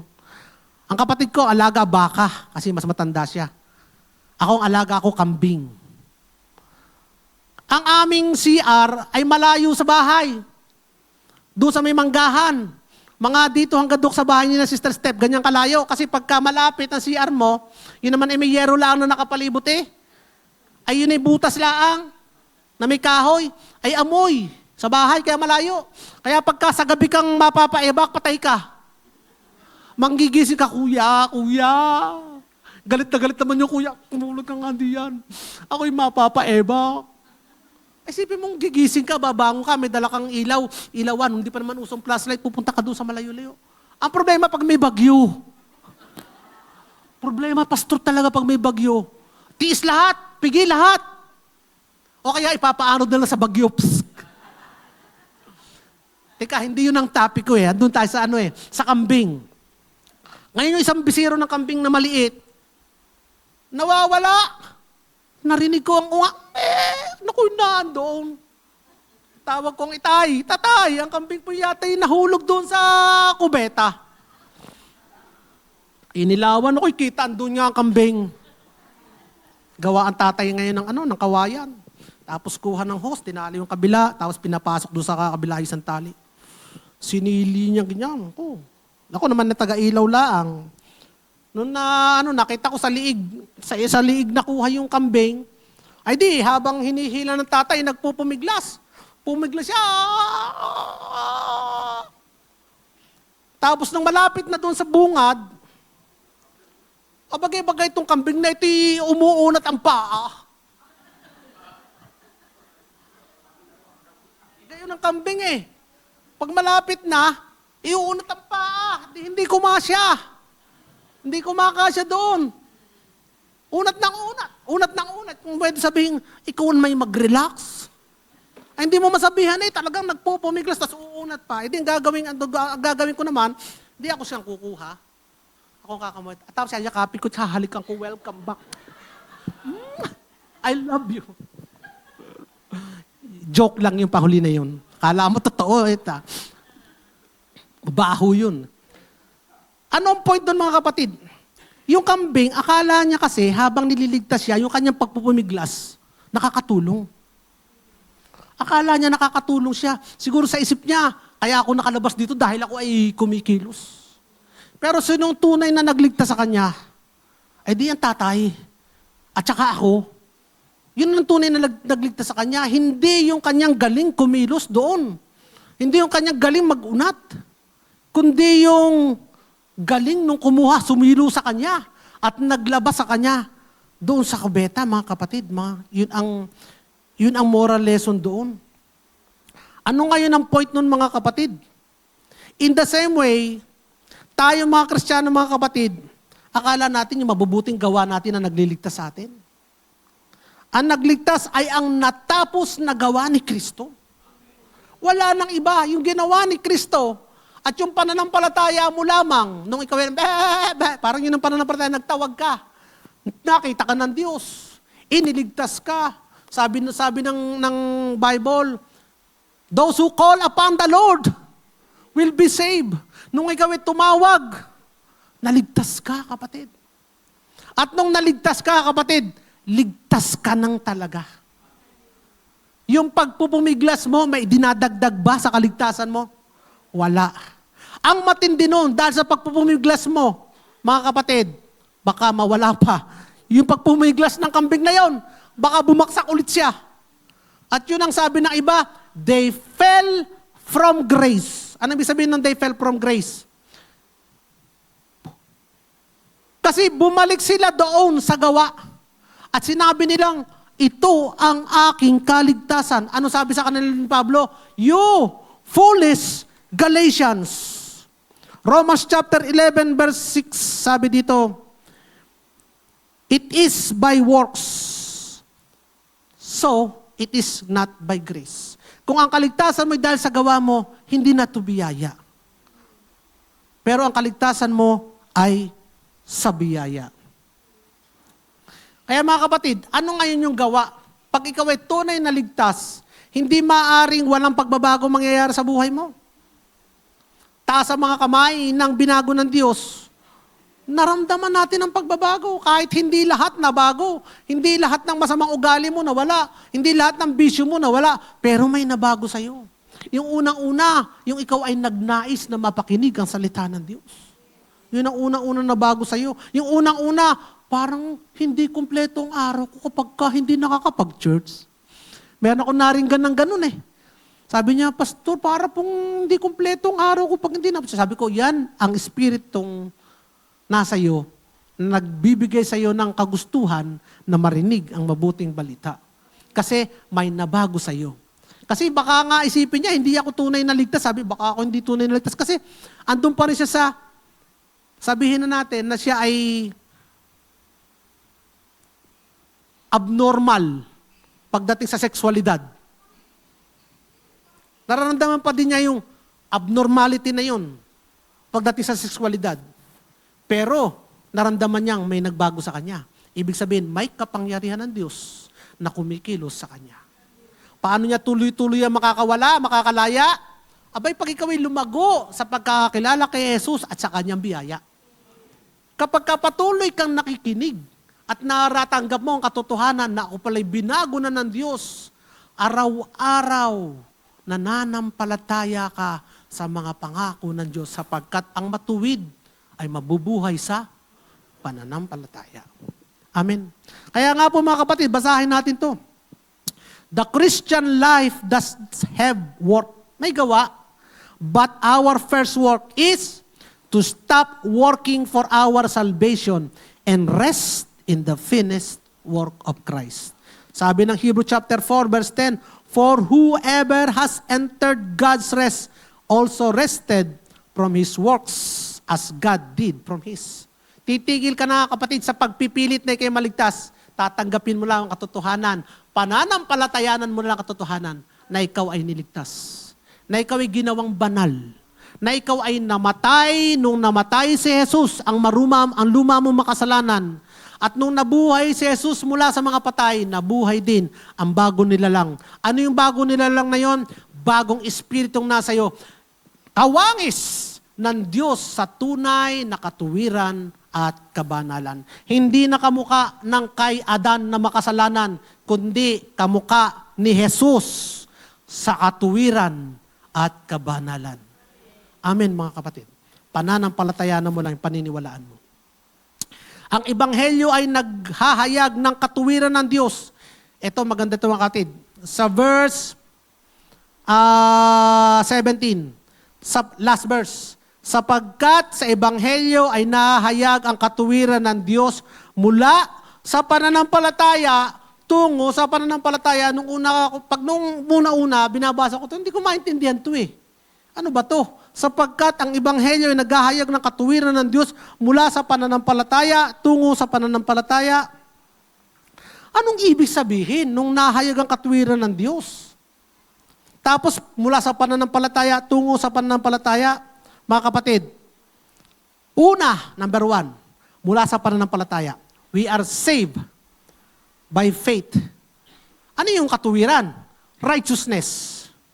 We became righteous by faith. Paano yun? Una, nakita natin ang katuwiran ng Diyos. Ang justice of God. Matuwid ang Diyos. Bakit? Sapagkat hindi niya pinalampas ang kasalanan. Mga kapatid, hindi pinapalampas ng Diyos ang kasalanan. Hindi niya pinalampas ang kasalanan. Kaya anong ginawa ng Diyos? Binayaran niya ang kasalanan. Hindi niya pinalampas. Binayadan. Hindi niya tinolerate ang sin. He paid the price for sin. Yun ang katuwiran ng Diyos. Hindi pwedeng, okay na? Okay na yung sin mo, o maliit lang naman ang sin na yan, okay na. Hindi. Sabi ni Lord, lahat from smallest to the biggest, babayaran ko. Lahat ng punishment, tinanggap niya. If payment is needed, He paid for it. Walang areglohan. Hindi nagpa-areglo ang Diyos. Lord, konti lang naman kasalanan. No, sabi ni Lord, babayaran ko. Binayaran niya lahat. Una. Yan ang righteousness of God. That is the justice of God. Ang righteousness deserves just. Di ba? Ang righteousness dapat right. Hindi pwedeng pag may mali, palalampasin na. Hindi. Ang righteousness is right. Ibig sabihin, pag mali, dapat may bayad. Complete justice. Ganang ginawa ng Diyos. Una, binayadan ng kasalanan. Kaya nga sa mga Kristiyano, walang karma. Ano kung nakakarma ka yata? Kasi nung ikaw ay binata, ay siya, pag sa hilig sa alak, nakakarma ka na, yan, ang bababae ka, yan, napala mo, nakakarma ka na. Ano mga kapatid, sa hindi Kristiyano, pwede. Kasi nga, righteousness of God, pag may kasalanan, may kabayadan. Pero sa Kristiyano, wala nang karma. Bakit? Kasi lahat ng kasalanan mo, binayadan na niya. Amen? Paano ka ngayon makakarma? Kung si Jesus ang nagbayad ng iyong kasalanan. Babalik na naman tayo dun sa, paano, pastor? So, pwede na tayo magkasala. Pangalawa, sabi natin kanina, may una, binayaran ng kasalanan, from faith to faith. Pangalawa, anong ginawa ng Diyos? Hindi kanya niyakap bilang makasalanan. Hindi kanya pinaghalikan o ikaw ay balot pa ng tahe, ng ebak, na kambing. Hindi kanya hinalikan. Anong ginawa ng Diyos? Ibinigay niya muna ang kanyang righteousness, ang kanyang kabanalan sa iyo. Hindi kanya niyakap na ikaw ay unrighteous. Hindi kanya niyakap na ikaw ay makasalanan. Anong ginawa niya muna? Ibinigay niya ang kanyang katuwiran sa iyo, mga kapatid. Hindi niya sinabing maging matuwid ka muna. Magpakaayos ka muna. Sapagkat alam naman natin na walang aakyat sa langit kung hindi nyo malalampasan ang katuwiran ng mga Pariseyo. Nakasulat yan. No one can enter heaven unless he surpasses the righteousness of the Pharisee. So dahil alam natin na wala namang makakalampas sa katuwiran ng Pariseyo at kahit malampasan mo man ang katuwiran ng Pariseyo, hindi ka pa rin katanggap-tanggap sa Diyos. So anong ginawa ng Diyos?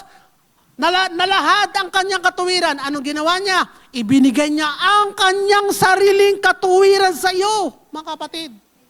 2 Corinthians chapter 5 verse 21, He who knew no sin became sin for us so that we might become the righteousness of God in Christ. Amen. Amen, mga kapatid. Anong klaseng righteousness? The righteousness of God. Hindi your righteousness. The righteousness of God. Yan ang katuwiran ng Diyos. He paid for sin because He is a just God. Hindi pwedeng basta-basta. And He gave you His righteousness. Because you cannot obtain this level of righteousness. Kaya ang Diyos ay mananatiling matuwid. Kaya matuwid ang Diyos. Ay sasabihin na iba, ay matuwid ba yung Diyos na yan? Ay pinalampas ang kasalanan? Hindi. Binayaran Diyos ang kasalanan. Matuwid ba yung Diyos na yan? Minahal ako, isang makasalanan? Aba, hindi pwedeng mag-mix yun. Isang makasalanang ako at isang matuwid na Diyos. Hindi ngayon matuwid ang Diyos. No. Ikaw ngayon ay matuwid.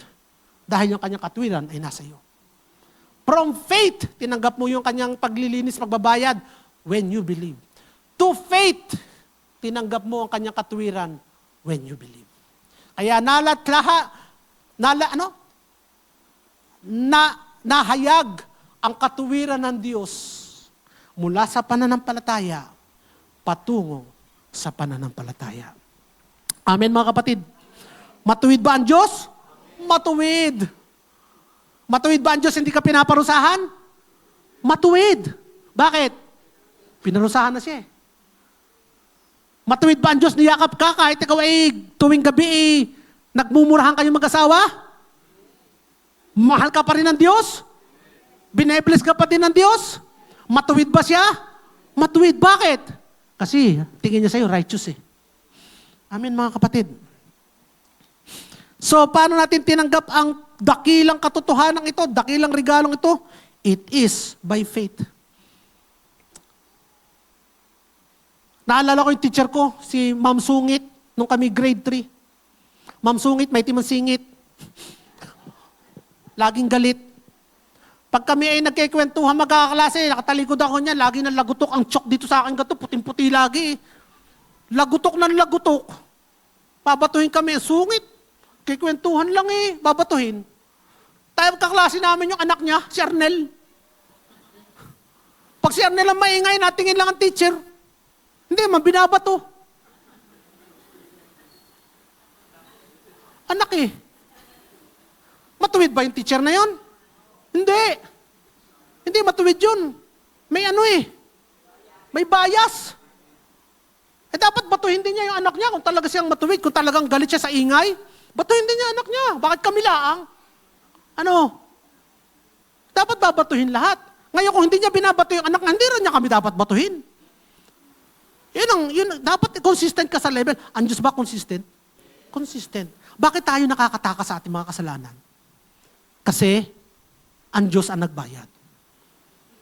So, gagawa ng tayo ng kasalanan? Hindi. Kasi galit ang Diyos sa kasalanan. Bakit hindi tayo gagawa ng kasalanan? Kasi paniniwala ka na ikaw ay matuwid. Pag tinanggap mo at nanampalataya ka na ikaw ay matuwid, ano sabi? Lalakad ka sa katuwiran. Mabubuhay ka sa katuwiran. Sapagkat ang matuwid ay mabubuhay sa pananampalataya. Amen, mga kapatid. Punta tayo sa verse na to. Ang matuwid ay mabubuhay. Buti na lang ako'y may sakit dito. Kung hindi, ang haba ng preaching ko. Ang matuwid ay mabubuhay sa pamamagitan ng pananampalataya. Ang matuwid ay mabubuhay sa pamamagitan ng gawa. Hindi. Ang matuwid ay mabubuhay sa pamamagitan ng pananampalataya. Alam niyo mga kapatid, ito ang nagbago ng buhay ni Pablo at nagbago ng buong iglesia. Buong iglesia by history. Ito rin, bahayan yung basahin ko, history ito. Ito rin ang talatang ginamit ng Diyos upang baguhin ang takbo ng kasaysayan ng iglesia. Noong 16 na siglo or 16th century, may isang mongheng Aleman at paring Katoliko na nagngangalang Martin Luther. Napaka-religyoso niya. Araw-araw siya nagdarasal. Araw-araw nag-aayuno. Araw-araw nangungumpisal. Minsan umaabot sa ilang oras ang kanyang kumpisal. Dahil natatakot siyang baka may kasalanang nakalimutan siyang ipahayag. Posible, no? Posible yung makalimutan. Pinaparusahan pa niya ang kanyang sariling katawan. Natutulog sa malamig na sahig. At nagpapalipas ng pagkain. Nagtitiis ng gutom. Fasting yun. Ginagawa niya ang lahat ng alam niyang paraan upang maging katanggap-tanggap sa Diyos. Ito alam niya eh. Ngunit habang siya ay nagsisikap, lalo naman siyang nawawalan ng kapayapaan. Lalo naman siya natatakot. Nakaka-relate ba ang iba? Nakaka-relate. Lalo ka natatakot kasi maisip mo, ay just ang God na ito, magpaparusa, ay baka kulang pa. Ngunit, lalo ka namang ano ni Satanas, kulang pa. Ay, nag-isip ka ng masama, tapos ka. Aakrisin ka naman ni Satanas. Ngunit, habang lalo siya nagsisikap, lalo naman siya nawawalan ng kapayapaan. Bakit? Dahil alam niyang ang Diyos ay banal. At alam niyang siya ay makasalanan. Ang tanong na bumabagabag sa kanya, ito nagpapatakot sa kanya, paano ako magiging matuwid sa harap ng isang banal na Diyos? Habang pinag-aaralan niya ang aklat ng Roma, dumating siya sa Romans 1:17. Dumating siya dito, sa verse na ito. The just shall live by faith. Noong una, akala niya ang righteousness of God, yun na pinag-aaralan natin kanina, ay tumutukoy lamang sa katarungan ng Diyos na humahatol sa makasalanan. Kala niya ang sinasabing righteousness ay yung pagparusa lamang ng Diyos sa mga makasalanan o yung judgment. Kaya lalo siyang natakot. Ngunit habang patuloy niyang pinag-aaralan ng kasulatan, itunuloy niya ang pag-aaral. Sa Book of Romans, hanggang nakarating siya sa Romans 3, Romans 4, unti-unting naunawaan niya ang napakagandang katotohanan. Ang katuwiran ng Diyos ay hindi lamang ito katangian ng Diyos. Ito rin ay katuwirang ibinibigay, yun na pinag-aaralan natin kanina, ng Diyos sa sinumang sumasampalataya sa Kanya. Nakita niya ngayon, God is righteous, God is just, and He also gave me His righteousness. Ano nangyari sa kanya? Sabi niya, parang may bumukas na pinto. Isinulat mismo ni Luther. Ano sinulat ni Luther dyan, sis? I felt that I was altogether born again and had entered paradise itself through open gates. Sa Tagalog, pakiramdam ko ay muli akong ipinanganak at para akong pumasok sa paraiso sa pamamagitan ng kabukas na pintuan. Nakaka-relate kayo mga kapatid? When we believe, di ba ito rin na sinabi natin? Kahit nga kaming dati ng born again, when we heard the gospel of grace, kasi dati kami believer, pero nado kami sa mixture, na kailangan mong maligtas sa faith at kailangan mo rin gumawa sa mga bagay na dapat ipagawa. Kung hindi ka pa rin ligtas. Pero naintindihan natin na ang kaligtasan pala ay sa pamamagitan ng pananampalataya. Sabi namin, para ulit tayong na born again. Para kami nasa paraiso. Bagamat nasa magulo tayong mundo'y para kang nasa paraiso. The same thing, naramdaman natin. Hindi siya naligtas dahil mas marami siyang ginawa. Naligtas siya nang maunawaan niyang si Kristo ang gumawa ng lahat. Pagkalipas ng 4 na taon, nakita ni Luther ng ilang mangangaral ay nagbebenta ng indulgence. Indulhensya. Ano ba yung indulhensya? Yun yung ikaw ay mag-aayuno, ikaw ay kukuha ng kandila, babayadan mo yun, sisindihan mo. Ikaw ay bibili ng panyo, ikaw ay magdudonate sa simbahan, magpapalagay ng pangalan, donated by Anthony Munar, doon sa likod ng mga pulpito. O kung ano-ano man, ikaw ay mag-aayuno, ikaw ay magrurosaryo, gagawin mo lahat. Ang napakaraming ritual, napakaraming seremonyas. Indulhensya, lahat yun may bayad. Ano sa opisyal na katuruan ng simbahang Katoliko, ang indulgence ay hindi pagbebenta. Ito sabi ng Katoliko, hindi ito pagbebenta ng kapatawaran ng kasalanan, kundi pag-aalis o pagbabawas ng temporal punishment ng kasalanang napatawad na. Napatawad na ang kasalanan, pero bibili ka nito para mabawasan yung punishment sa napatawad na kasalanan. Yun ang sabi nila. Gayunman, in practice naman, ay may nangangaral, lalo na si Johann Tetzel. Kilala niyo si Johann Tetzel? Hindi ko rin kilala yun. Nagbigay ng kanyang impression sa mga tao. Sa pagbibili ng indulgence ay para bang nagiging mas madali ang kanilang kaligtasan o paglaya sa kanilang mga mahal sa buhay mula sa purgatorio. So yun ang turo nila, pag bumili ka ng indulgence, mas madali kang maliligtas at mas makakawala ang iyong kamag-anak sa purgatorio. Dito tumutol si Luther. Hindi siya tumututol dahil ayaw niya ng Katolika, no. Hindi siya galit sa simbahang Katolika, hindi siya galit. Mahal niya ang mga Katoliko, ang ayaw niya ay yung practice ng pagbebenta ng indulgence para sa kaligtasan, sa kabilang ang katotohanan naman na ang kaligtasan ay biyaya ng Diyos sa pamamagitan ng pananampalataya. Amen. Tumututol siya dahil naniniwala siyang ang tao ay inaring ganap o matuwid o banal sa pamamagitan ng pananampalataya kay Kristo lamang, hindi sa pamamagitan ng anumang gawa o pagbabayad, lalo na ang pagbili ng indulhensya. Kaya no October 31, 1517, inilethala niya ang kanyang 95 thesis na naging simula na tinatawag nating Protestant Reformation. Mga kapatid, ang parehong tanong ni Martin Luther ay tanong din ng maraming tao ngayon. Ano pa ang kailangan kong gawin para tanggapin ako ng Diyos? Ano pa ang kailangan kong gawin para kailangan akong tanggapin ng Diyos? So nakita niya ang sagot sa Book of Romans. At yan din ang sagot ng Roma sa atin ngayon, mga kapatid. Wala ka nang kailangan idagdag sa natapos na gawa ni Kristo sa krus. Kaya sabi ni Pablo, ang matuwid ay mabubuhay sa pamamagitan ng pananampalataya. Pananampalatayanan mo na lamang ang tinapos na gawa ni Kristo sa krus.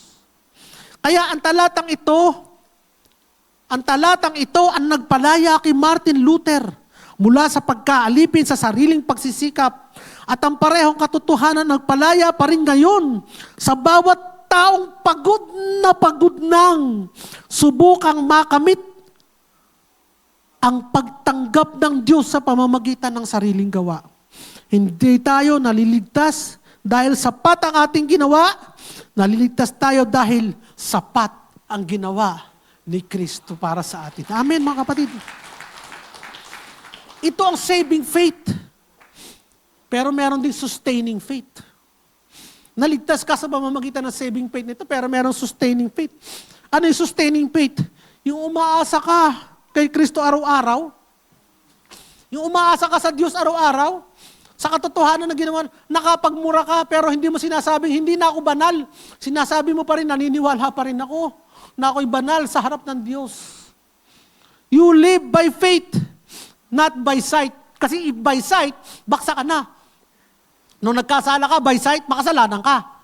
Pero by faith, banal ka. Kasi yan ang katotohanan, hindi dahil sa mata, hindi dahil sa nakikita, kundi sa pananampalataya. Merong mga type of sustaining faith eh. Bawal ako mag-blow na nose, kaya hayaan nyo tumulo lang ng konti ha.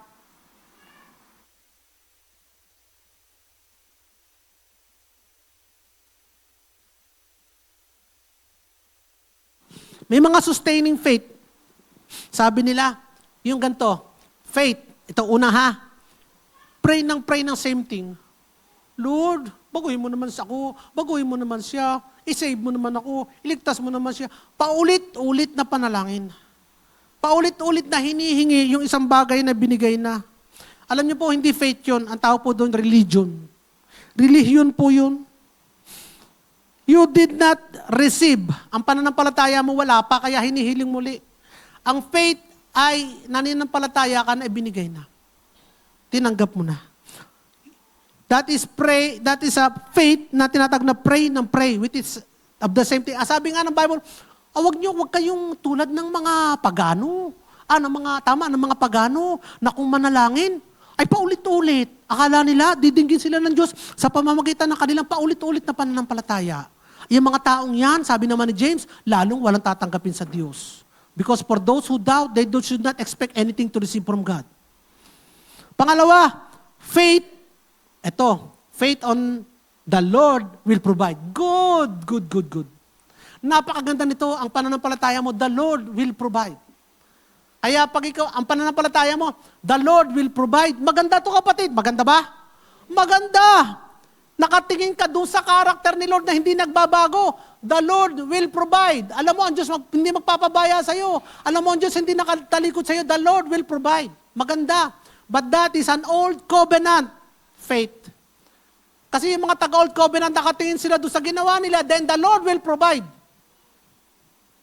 Maganda to. Kesa doon sa pray, hindi naman matanggap na-receive na nila yung prayer niya, pero ang paniwala niya, the Lord will provide. Maganda. But that is an old covenant. Ito ang mas maganda.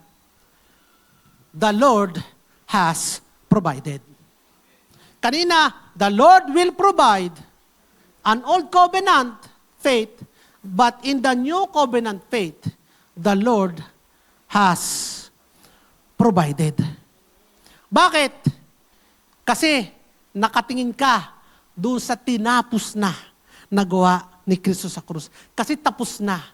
Kasi ginawa na ni Kristo. Kung ginawa na ito 2,000 years ago, therefore, anumang bahagi, benefit ng ginawa ni Kristo ay nasa iyo na. Bakit? Kasi tapos na ang ginawa ni Kristo sa krus. Kaya ngayon you already received what God has already promised. Kaya ang napakaganda, sabi ng Mark 11:22-24. Ano sabi? If you believe, whatever you say, you can say to that mountain, throw itself into the sea, and it will be done for you. Therefore, whatever you believe, whatever you pray, believe that you receive it, and it shall be yours. Tanggapin mo muna, naniniwala ka muna na tinanggap mo na, then it will be yours. Because that is faith. Faith first before seeing. Sumampalataya ka muna. Ang matuwid ay lalakad sa pananampalataya. Araw-araw mong lalakaran yan. Meron ako example. Meron dalawa maghipag. Hindi ko nasasabihin ang pangalan dahil hindi nyo nakilala.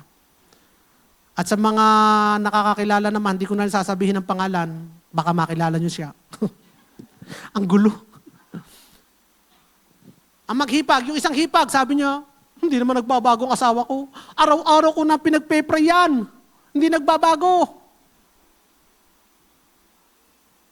Lagi yun ang kanyang nagreklamo sa amin. Pag nakakausap, laging yun ang problema niya, yung asawa niya, sabi namin, pag-pray mo, oo, araw-araw ko nang pinagpe-pray naman yan, hindi nagbabago. Yung isang hipag, nagsalita. Ako, nung nag-pray ako, naniwala ako. Nung naniwala ako, tingnan mo ang buhay ko. Ang laki ng pagbabago. Dahil naniwala ako sa pinag-pray ko na tinanggap na ng Diyos yung pinanalangin ko. At umasa na lang ako sa Kanya. At alam kong dahil ako umasa sa Kanya, natanggap ko na ang mga pangako ko. Dahil sabi niya, kung ano man ipanalangin mo, ariin mo nang nasa iyo at ito yung magaganap sa iyo. The same problem, asawa nila. But a different result. Because yung isa, naging relihiyosa.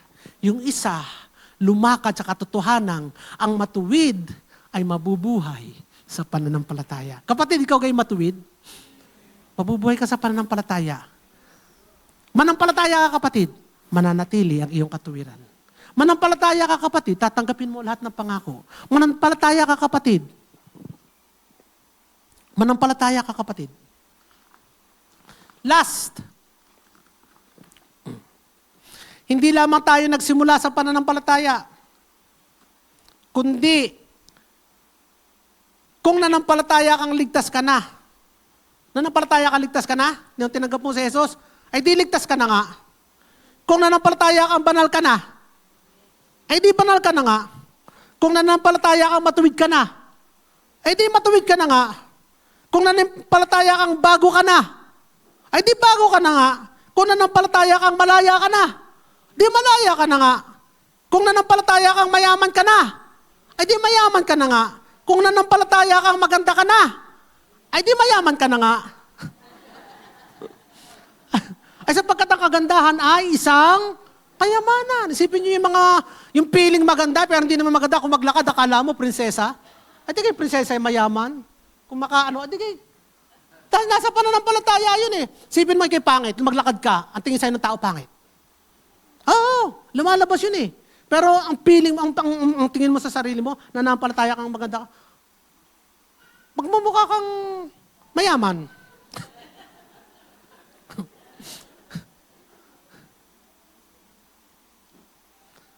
Kaya nga mga kapatid, sapagkat ang katotohanan ay kailangan parisan ng pananampalataya.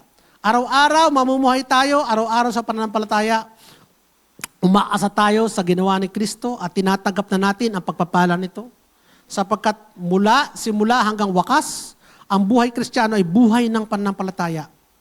Ang mananampalataya ay buhay ng pananampalataya. Sa krus ay sinabi ni Jesus, naganap na. Hindi niya sinabing, simulan mo. Hindi niya sinabing, dagdagan mo. Hindi niya sinabing, tapusin mo. Sabi niya, naganap na. Ang ating bahagi ay hindi magbayad. Ang ating bahagi ay sumampalataya. Kaya mga kapatid, ito po ang kailangan ng mundo, ang Ebanghelyo ni Jesucristo. Sapagkat ito rin ang kapangyarihan ng Diyos sa ikaliligtas ng bawat sumasampalataya. Kaya let us all give glory to God. Palakpakan nga natin ang Panginoon. Take away natin. Ang parehong Ebanghelyo nagliligtas sa atin, ay siya rin ang Ebanghelyong magbabago sa ating pamilya, sa ating lungsod, sa ating bansa. Kaya sama-sama nating ipahayag ng buong pananalig. Hindi ako nahihiya sa Ebanghelyo ni Kristo, sapagkat ito ang kapangyarihan ng Diyos sa ikaliligtas ng bawat sumasampalataya. Sapagkat ang matuwid ay mabubuhay sa pamamagitan ng pananampalataya. Amen. Hallelujah. Hallelujah. Tayo po yumuko. Lord, salamat po sa iyong mensahe sa amin sa umagang ito. Tunay, Lord God, na kami po ay puspos, Lord God, na nagagalak. Alam namin po, Panginoon, na nangusap ka sa amin. Bawat isa sa amin. Kapatid, hayaan yung itanong ko sa inyo ang tatlong tanong na ito. Una, kung sasabihin mong, Pastor James, matagal na po akong mananampalataya. Pero napapansin kong parang nawawala po yung apoy ko para kay Kristo. Ipanalangin po ninyo ako. Kapatid ko, ikaw yun, parang nawawala ang apoy mo kay Christ kasi matagal ka na. Taas mo kamay mo. Kaya mo makita ng Panginoon. Salamat po, Panginoon. Ngayon din hinihiling namin na buhayin mo muli ay nag-aapoy na pag-ibig sa Kanya. Pangalawa naman, kung sasabihin mong, Pastor James, may mga mahal po ako sa buhay na hindi pa nakakakilala kay Jesus. Taas mo ang kamay mo, kapatid. At habang nakataas ang iyong kamay, isipin mo, bigkasin mo ng pabulong yung kanilang mga pangalan. Sige, kapatid. Wikain mo ang pangalan, mga kapatid mo ito. Papanalangin natin sila. At hiling natin sa Diyos na gamitin tayo upang maihatid sa kanila ang Ebanghelyo tulad ni Pablo. At kung ikaw na may kapatid, narito ka ngayon, hindi ka pa talaga nakatitiyak na ikaw ay ligtas. Taas mo ang kamay mo. Sige na, huwag ka mahiya. Taas mo ang kamay mo. Maring matagal ka na nagsisimba, maring lumaki ka sa relihiyon, ngunit ngayon naunawaan mo na, naintindihan mo na ang kaligtasan na hindi nakukuha sa mabuting gawa. At ito'y tinatanggap sa mamagitan ng pananampalataya kay Kristo. Kung iyan ang iyong hangarin sa puso mo ngayon, kausapin mo ang Panginoon. Inaanyaya kita sumunod sa maiksing panalangin ito. Sabihin mo, Panginoong Jesus, wala po ako may pagmamalaki. Ako'y makasalanan na mapapahamak. Hindi ko kayang iligtas ang aking sarili. Ngunit naniniwala akong ikaw, Panginoon, ay namatay para sa aking mga kasalanan. Naniniwala akong ikaw ay muling nabuhay At nung nabuhay ka, nabuhay din ng bagong nilalang. Ngayon, inilalaga ko ang aking buong pagtitiwala sa iyo lamang. Ikaw ang aking Panginoon. Ikaw ang aking tagapagligtas. Salamat sa iyong biyaya. Ako ngayon ay ligtas. Nilinis mo ako. At binigyan ng bagong buhay. Tinuring mong anak. Isinulat mo ang aking pangalan sa aklat ng buhay. Ginawang tagapagmana ng lahat ng pangako. Pinangakuan ng lahat ng mabubuti. At iniupo mo ko sa tabi mo sa kaharian sa langit. Salamat po, Panginoon. Ito po ang aking panalangin ng may pananampalataya. Sa ngalan ni Jesus. Amen. Kapatid ko, ikaw ay sumunod sa panalangin na yun. Tandaan mo, ngayon din sa oras nito, ikaw ay ligtas sapagkat tinanggap mo ang ibanghelyong kapangyarihan ng Diyos na magligtas sa sinumang sumasampalataya sa Kanya. Sa iyo, Jesus, ang papuri, pasalamat at pagsamba. Amen. Amen. Amen. Dadako po tayo sa pirapirasyon ng tinapay.